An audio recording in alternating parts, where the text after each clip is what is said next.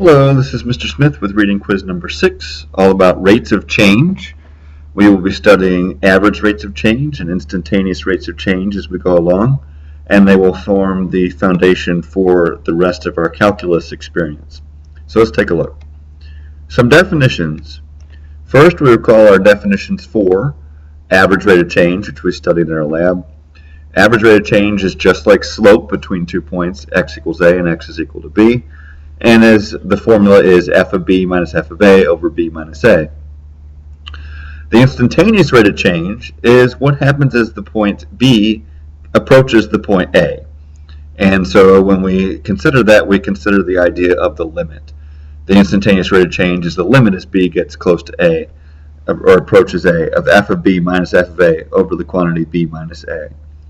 I like to think of average rate of change if you're traveling in a car and you travel for 300 miles over the course of 6 hours, then your average rate of change is 50 miles per hour. But your instantaneous rate of change has more to do with the speed that you would see on your speedometer. It's your instant velocity. And so you might not be going 50 miles per hour the whole time, but over the course of time, then your average velocity would be 50 miles per hour. Two other terms, a secant line is a line passing through 2 points on a curve, and the slope of the secant line is our average rate of change, or AROC. The tangent line is a line passing through a point on a curve with the same slope as the curve at that point. The slope of the tangent line is IROC, or instantaneous rate of change. The key thing to remember about a tangent line is that the tangent line shares both the slope and a point of a particular curve at a particular point. So we now introduce the term derivative, which is oftentimes used to describe a function of our instantaneous rate of change for another function. So we use this in a couple of different contexts. The derivative at x is equal to a means the instantaneous rate of change of f at x is equal to a. Derivative means the new function that describes the IROC at any values as long as that IROC exists. And because of the nature of the concept, this was a subject that was explored in many different areas, and so because of the different people who have helped explore the idea of the derivative, we have many different notations. Let's give you a little bit of a preview of that. We'll see f prime of x, which is the Lagrange notation. We also might see y prime. That's the notation that we'll probably be seeing the most since we use function notation the most. The Leibniz notation, we've got dy dx. As long as y is a function of x, we consider this another popular sort of notation. Newton's notation uses the dots. We oftentimes see this in other scientific fields, but very rarely do we see it in calculus. So y dot would represent the derivative of y. The way we pronounce this is we say if x is the independent variable and y is the dependent variable, we are taking the derivative of y, of that function, with respect to x. So key the words being there with respect to. If we had dl dt, then we would say that the derivative of L with respect to t. If our function was g of m, g prime of m, which is how we would pronounce the Lagrange notation, would be the derivative of g with respect to m. So remember, derivative of the dependent variable with respect to the independent variable. We also say that we can have a left side derivative and a right side derivative, or a derivative from the left and a derivative from the right. And just like with limits, we put a little negative or a little positive sign to indicate that that's what we're doing. Finally, we have a term called differentiable. We say a function is differentiable at a point if the limit of the difference quotient exists. Well, the difference quotient has to do with our instantaneous rate of change. And if our instantaneous rate of change's limit exists, then the function has a derivative at that point. And we use the term differentiable to describe that. So, a couple of examples from the reading. Example number 2. Consider the function y is equal to x squared plus 1. The first part asks us to find the average rate of change of y with respect to x over the interval 3 to 4.5. So, just like we would with slope, we plug in our x value, 4.5. We plug in our other x value of x equal to 3 into our function, and we find our function values. Change in the function over change in x, just like we do with slope. When we work that out, we get an average rate of change of 7.5 over that interval. Use one of the methods from example 1 to approximate the instantaneous rate of change at x is equal to 4. Well, we've got 3 different techniques that we can use to approximate instantaneous rate of change. We can take the point itself and a point just to the left of it. We can take the point itself and a point to the right, which we call the right method. Or we can take 2 points close to the point itself, but on either side, on left and right, which we call the straddle method. And that's what we do right here. We take the point x is equal to 4.01 and x is equal to 3.99. We plug those into our function, we subtract, and we find that the instantaneous rate of change at x is equal to 4 is 8, which is technically an approximation here, but in fact is the actual value when we work it out. Use the limit definition to find the instantaneous rate of change of f of x equals x squared plus 1 at x is equal to 4. So remember, our instantaneous rate of change is a limit of our average rate of change. Right? So in this case, we know that one of our points will be x is equal to 4. And we want to see what happens when we take our x's and get them closer to 4. So we write our average rate of change between the point x and between the point x and the point 4. And when we do it, we get limit as x goes to 4 of x squared plus 1 minus 17. And that's the 17 comes from plugging 4 into our original function. And we divide by our x minus 4, which is our change in x. The great thing about this is we have a simplification on the top to the limit as x goes to 4 of x squared minus 6 over x minus 4. All of those wonderful limit problems we've been practicing with, we can see that we can factor our numerator and cancel out the x minus 4 factor, leaving just x plus 4. Limit as x goes to 4 of x plus 4 is just 8. Hey, that matches up with what we got in the previous part. Maybe there's a connection.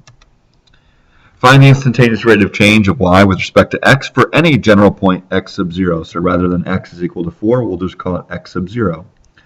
So substituting x sub 0 in for 4, we get x squared plus 1 minus x sub 0 squared plus 1, making sure that we keep parentheses in our subtraction, divided by x minus x sub 0. Right, so we substituted x sub 0 for 4. We can cancel, so we end up with x squared minus x sub 0 squared over x minus x sub 0. We can factor the top and cancel, so we're just left with a factor of x plus x sub 0. Plugging in x sub 0 just like we did with the 4 up here, we get 2 times x sub 0. That makes sense because now when we plug in x is equal to 4, we get the derivative or our instantaneous rate of change to be 8. 2 times 4 is 8. Example 3 from the reading. The graph below, down here in the light blue, represents a position curve for the height of a ball over time. The height is measured in feet and the time is measured in seconds. Answer the following questions regarding the curve. When is the instantaneous velocity equal to 0? So our velocity, when we're dealing with objects in motion, is our derivative. And so just like we talked about on previous reading quizzes and in labs, the derivative represents the slope of our function. Our instantaneous velocity is 0 when the slope of our position function is 0. And this happens at t is equal to 1 at our peak. We would be able to draw a horizontal line at that point, which would match the slope of the function at that point. Approximate the average velocity on the time interval 0 to 1. Or actually, what is the average velocity? At f of 1, our position function is at 16. At 0, our position function is at 0. So we do an average rate of change on that since velocity represents our derivative. And we get 16 meters per second. Excuse me, that should be feet per second. I hope you caught that. When is the speed a maximum? And that question is asking us, when is our slope the steepest, either positive or negative? And if we're trying to estimate what our slope looks like, it appears that our slope is the most positive or negative at 0 and at 2. And in fact, we will distinguish later on between speed and velocity. And in our case, when our velocity is negative, in other words, when we have a negative slope, we still have a very, very fast moving ball. So, next part. Come up with a tangent line equation to the graph at x is equal to 2. In order to do this, we need an instantaneous rate of change. So one approximation would be trying to find out what the height of the ball is at time 1.5. And at time 1.5, our height is 12, approximately. All right, so we use that along with our f of 2 value, which is 0. We get an instantaneous rate of change approximating it with an average rate of change. When we work it out, we get negative 20 meters per second. Thus, our tangent line would be y minus 0. That should be a minus 20 times t minus 2, or y is equal to negative 20 times, or negative 20t plus 40. Sorry for the typos. Section 3, tangent line basics. As we mentioned before, tangent line is created by using two pieces of information, the value of a function at a point and the slope of the function at that same point. Tangent lines allow us to approximate the value at a certain point, but the accuracy only lasts really close by that x value that we're dealing with. So here's a worked problem. Given that f of x equals x to the 7th minus 13x plus 10, find a tangent line at x is equal to 1, and then use that tangent line to approximate f of 0.98. I have a demonstration right here, a little graph off to the side. In red is the function x to the 7th minus 13x plus 10, and blue will be our tangent line. So we need a point at x is equal to 1 and a slope at x is equal to 1. We notice that f of 1 is equal to negative 2 when we plug in. We can also find that the derivative, using a secret rule that we haven't really talked about, the derivative is 7x to the 6th minus 13. You probably know what that is. F prime of 1 is therefore equal to negative 6. So using our point slope form, we get y plus 2 is equal to negative 6 times x minus 1, which reduces to negative 6x plus 4 equals y. So this, by the way, right here, in case you didn't pick up on this, is the power rule, which we have mentioned briefly in class. It's easiest to make an approximation when we're in point slope form. You must use an approximation sign since we are, after all, approximating. So this last part, we want to find f of 0.98. We plug in 0.98 in for our x. We work it out, and we get negative 1.88 when we plug the x value into our tangent line. Notice that the actual value, if you were to plug it into the function, is negative 1.872. So our approximation is pretty close. Last guided practice here. Suppose we had a table which describes f of x, which is a differentiable function. Selected values are given in the table below. Part A asks us to find the average rate of change in the interval 2.560 to 3.5. Just like with the previous average rate of change problems, we cite our table.